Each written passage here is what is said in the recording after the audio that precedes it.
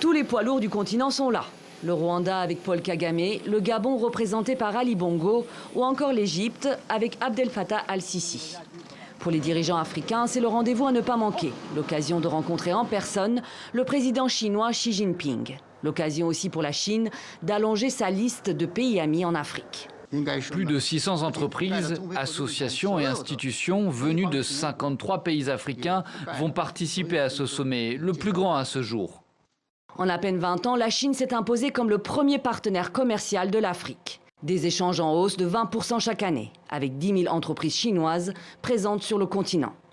L'Empire du Milieu est aussi le premier investisseur étranger en Afrique devant la France et les États-Unis. Environ 3 à 4 milliards de dollars par an d'investissement, soit 36 milliards engagés sur le continent. La Chine mérite d'être considérée aujourd'hui comme un véritable ami de l'Afrique. La Chine n'a pas de liens historiques ou coloniaux avec l'Afrique. La Chine a dû elle-même se battre pour sa dignité, alors la Chine comprend pourquoi l'Afrique doit être respectée. Avec ce 7e forum de coopération, Pékin compte encore aller plus loin. Développer ses nouvelles routes de la soie.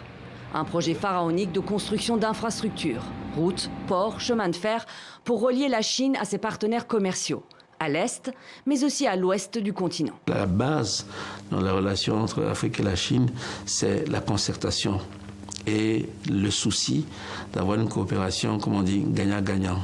Gagnant-gagnant, pas si sûr, car la Chine investit bien moins qu'elle ne prête.